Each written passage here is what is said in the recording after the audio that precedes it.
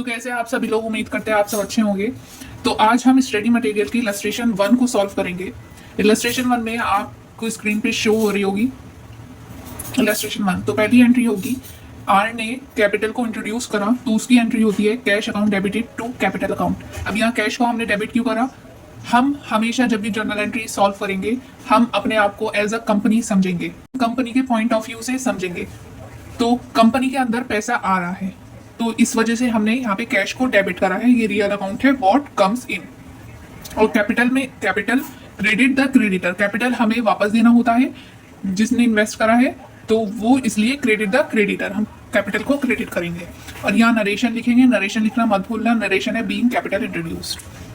तो second entry है furniture to cash. यहाँ फर्नीचर को डेबिट करा है क्योंकि फर्नीचर एक एसेट है और एसेट का डेबिट बैलेंस होता है, एसेट व्हाट कम्स इन। और यहाँ कैश एसेट है, व्हाट गोज आउट, पैसे देकर ही तो हमने फर्नीचर खरीदा है, तो इसलिए कैश गोज आउट। और यहाँ नरेशन लिख देंगे बीइंग फर्नीचर परचेज्ड। फिर थर्ड एंट्री है salary account debited to cash account. Salary हमारा खर्चा होता है और एक्सपेंसेस हमारे नॉमिनल अकाउंट में जाते हैं। Salaries account debited to cash account, salary हमारा एक्सपेंस होती है और एक्सपेंस का डेबिट बैलेंस होता है। एक्सपेंस जब भी बढ़ता है तो उसका डेबिट बैलेंस होता है, इस वजह से हमने सैलरी को डेबिट करा है और कैश को हमने क्रेडिट करा है।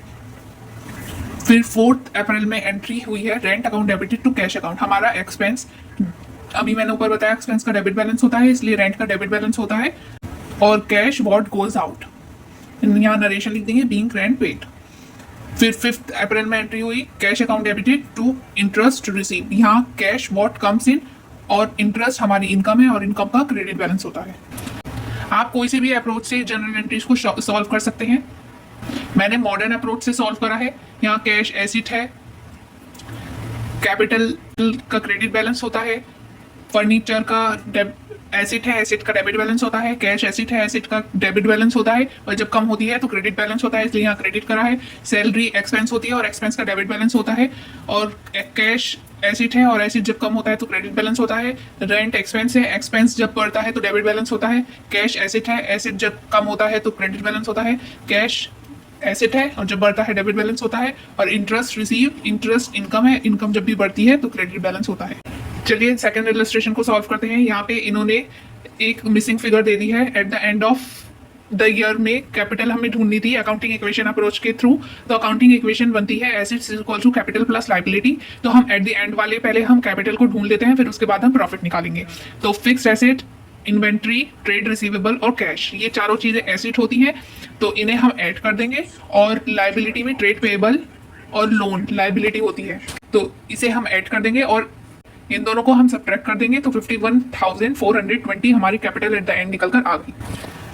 फिर यहाँ हमने प्रॉफिट निकाला है। प्रॉफिट निकालने की अकाउंटिंग इक्वेशन होती है opening capital is equals to closing capital minus profit. Profit is equals to, अब हमें प्रॉफिट निकालना है तो profit is equals to closing capital minus opening capital, यानी हम क्लोजिंग कैपिटल में से ओपनिंग कैपिटल को सब्ट्रैक्ट करेंगे तो हमारा प्रॉफिट निकल कर आ जाएगा। फिर सेकंड क्वेश्चन, जो सेकंड इलस्ट्रेशन में सेकंड क्वेश्चन दिया हुआ था, वो ये दिया हुआ था कि बैलेंस शीट बनाइए eight the end of the year की। तो यहाँ कैपिटल लिख देंगे, ओपनिंग कैपिटल लिखिए 51,000, उसमें हम प्रॉफिट ऐड कर देंगे। ये जो प्रॉफिट निकल कर आया है ये हम यहाँ लिख देंगे। तो ये नेट बैलेंस इधर लिख देंगे 51,400। लेफ्ट हैंड साइड पे बैलेंस शीट की लायबिलिटीज होती है, तो लोन लायबिलिटी है 11,500, ट्रेड पेबल 5,800। और राइट हैंड साइड पे हमारे एसेट्स होते हैं cash 1,56,000, inventory 22,900, trade receivable 17,500, fix asset 12,720। इन्हें जब टोटल करेंगे तो दोनों साइड्स मैच हो जाएंगी, और जब दोनों साइड्स हमारी मैच हो जाती है इसका मतलब हमारी बैलेंस शीट बिल्कुल परफेक्ट बनकर बनी है। तो चलिए सॉल्व करते हैं इलस्ट्रेशन 3। इसमें हमें जो क्वेश्चन में गिवन है वो मिसिंग फिगर हमें फाइंड आउट करनी है।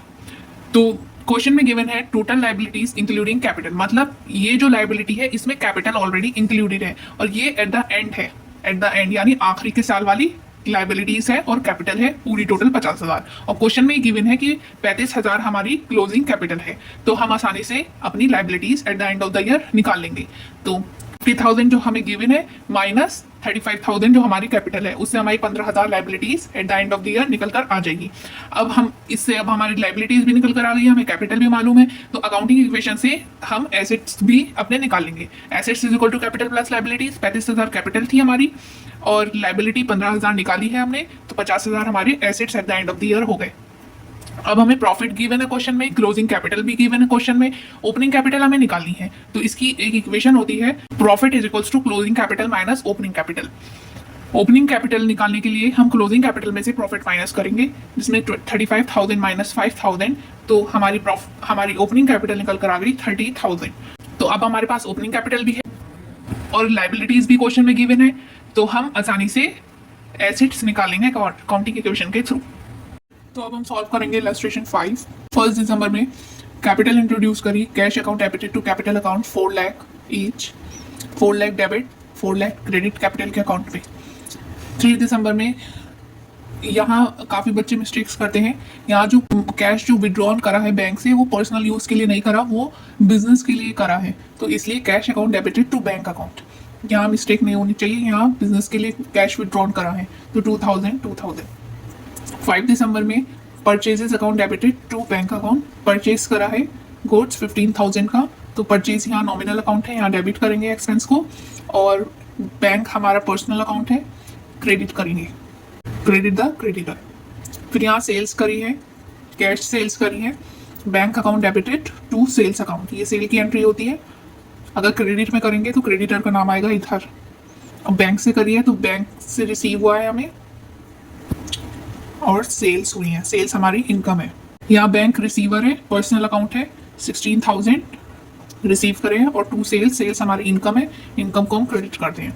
फर्नीचर टू बैंक, अब ये वाली जो 10 दिसंबर की जो एंट्री है, यहाँ परचेज करा है फर्नीचर, तो यहाँ परचेजेस अकाउंट नहीं आने का, यहाँ फर्नीचर अकाउंट आएगा, क्योंकि फर्नीचर हमारा एसेट होता है और जो परचेजेस लिखते हैं हम वो हम गुड्स के लिए लिखते हैं। ये पॉइंट नोट कर लीजिए, परचेजेस हम गुड्स के लिए लिखते हैं और जो भी चीज़ हमें खरीदनी होती है हम उसका नाम लिखते हैं, जैसे यहाँ हमने फर्नीचर का नाम लिखा है। फर्नीचर अकाउंट डेबिटेड, फर्नीचर हमारा एसेट है, डेबिट बैलेंस होगा। और टू बैंक, बैंक हमारा पर्सनल अकाउंट है, यहाँ गिवर हो रहा है, क्रेडिट द गिवर, तो बैंक से पैसा जा रहा है 25,100। 12 दिसंबर को अरविंद से हमने क्रेडिट सेल्स करी, यानी उधारी पर हमने सेल्स करी, तो यहाँ अरविंद के अकाउंट को डेबिट करेंगे, क्योंकि ये डेटर है हमारा, और डेटर एसेट होता है, एसेट जब बढ़ता है तो डेबिट बैलेंस होता है और सेल्स हमारी इनकम होती है। 14 दिसंबर को हमने परचेजेस करा, अमृत से क्रेडिट परचेजेस करी है हमने, तो यहाँ परचेजेस हमारा एक्सपेंस है 10,000 और अमृत हमारा क्रेडिटर है 10,000। फिर यहाँ अमृत को हमने गुड्स रिटर्न कर दिए 15 एंट्री में, तो हम ऊपर वाली एंट्री का रिवर्स एंट्री कर देंगे और यहाँ परचेजेस रिटर्न अकाउंट लिख देंगे।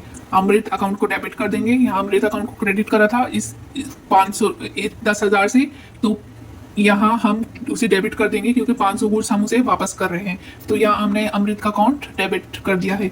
और परचेजेस हमारा 10,000 से बढ़ा हुआ था, तो अब हमारा अमृत के अकाउंट से परचेजेस 500 रुपये से कम हो गया है, अब बैलेंस बचा है 9,500 रुपये अमृत के ऊपर, अमृत हमारा क्रेडिटर है।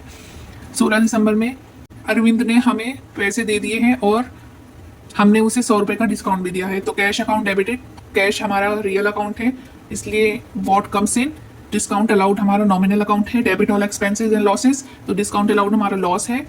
टू अरविंद, अरविंद हमारा डेटर था और डेटर का डेबिट बैलेंस होता है, और जब डेटर कम हो जाता है तो उसका क्रेडिट बैलेंस होता है। Drawings account debited to purchase account, यहाँ पे ड्रॉइंग्स हुई है 1,000 रुपये की, यानी कैपिटल का उल्टा ड्राइंग होता है। कैपिटल होती है जब ओनर मनी इन्वेस्ट करता है बिजनेस में, और जब ओनर मनी निकालता है बिजनेस से तो उसे हम ड्राइंग कहते हैं। तो कैपिटल का क्रेडिट बैलेंस होता है और ड्राइंग्स का डेबिट बैलेंस होता है। ड्राइंग्स अकाउंट यहाँ पे डेबिट हुआ है 1,000 से टू परचेजेस अकाउंट, परचेजेस का बैलेंस डेबिट होता है और उससे परचेजेस को कम करने के लिए यहाँ पे हमने क्रेडिट बैलेंस दिया है परचेजेस को, तो परचेजेस को हमने 1,000 से कम कर दिया, क्योंकि ड्राइंग्स उसने गुड्स की करी है, कैश की नहीं करी, यहाँ ड्राइंग्स परचेजेस की करी है। अब इधर 20 दिसंबर की एंट्री है, ड्राइंग्स यहाँ कैश की करी है, तो हमने ऊपर वाले में परचेजेस लिखा था, यहाँ हम कैश लिखेंगे, क्योंकि उसने कैश विड्रॉन करे हैं बिजनेस से, और ऊपर वाली एंट्री में गुड्स विड्रॉन करे थे बिजनेस से। फिर 24 दिसंबर में telephone account debited, telephone expenses account debited to cash account, यहाँ टेलीफोन एक्सपेंस है और एक्सपेंस का डेबिट बैलेंस होता है, और कैश हमारा रियल अकाउंट है, रियल अकाउंट का वॉट गोज आउट क्रेडिट करेंगे।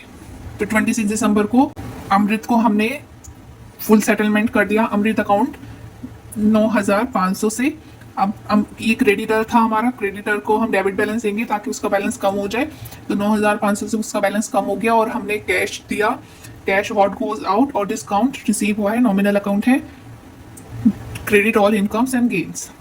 फिर 31 दिसंबर को स्टेशनरी को हमने स्टेशनरी एक्सपेंस बढ़ा, रेंट इंक्रीज हुआ और सैलरी इंक्रीज हुई और इन सबको हमने बैंक से पे करा है। फिर इधर advertisement account debited to purchases account, यहाँ एडवर्टीजमेंट जो करी है वो गुड्स देकर एडवर्टीजमेंट करी है। अगर कैश से एडवर्टीजमेंट करते तो यहाँ कैश आता, तो इसलिए परचेजेस का डेबिट बैलेंस होता है। परचेजेस को कम करने के लिए हम क्रेडिट बैलेंस करेंगे। तो ये हमारी इलस्ट्रेशन 6 थी।